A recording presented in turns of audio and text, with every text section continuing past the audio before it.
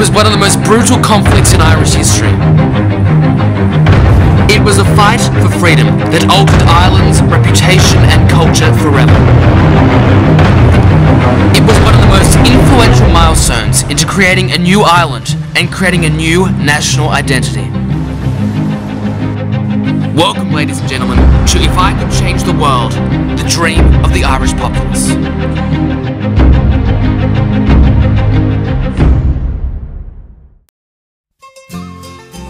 Our journey in changing the world begins in 19th century Ireland.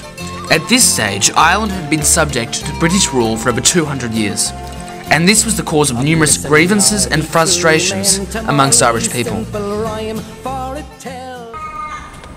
Well, as much as I hate to admit it, the English government treated the Irish people appallingly throughout the 19th century, and this wasn't just one incident.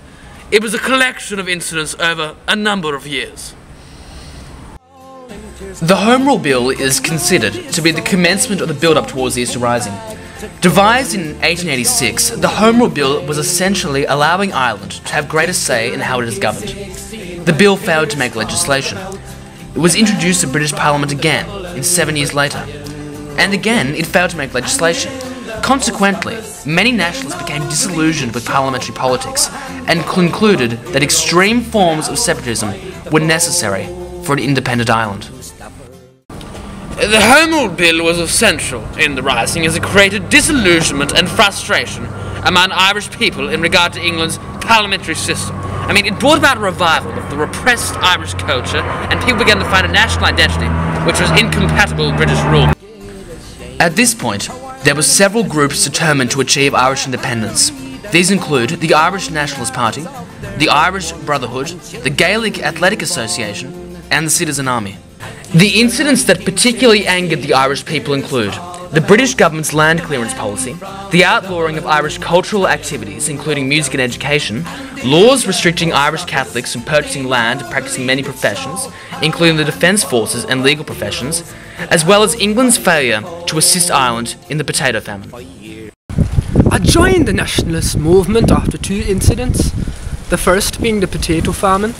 After witnessing so many of my Irish brothers left the country and witnessing the death of 1 million people, I realised that the English rule was purely detrimental to us people and that change was necessary.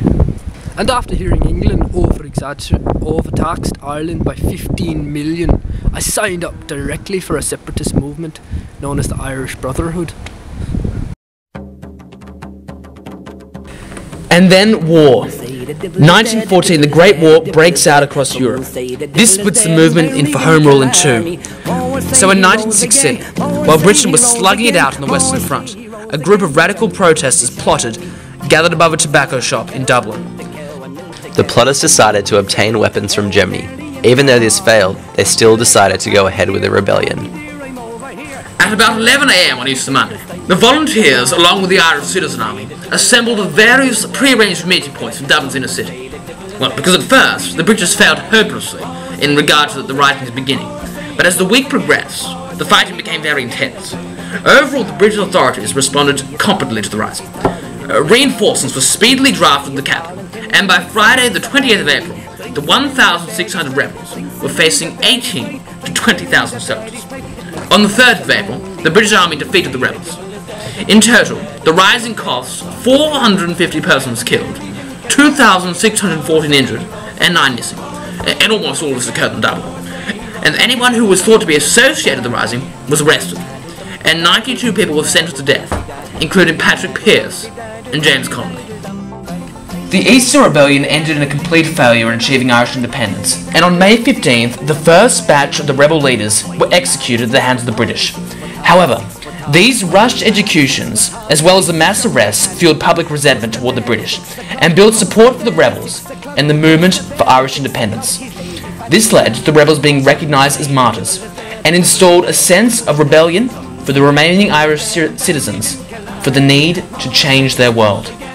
The fully independent Republic of Ireland was formally proclaimed on Easter Monday, April 18, 1949. Today, even after many rocky years, Ireland is a prosperous nation with a proud culture and people who have benefited from this Easter Rebellion and the freedom it brought. which has truly changed the world.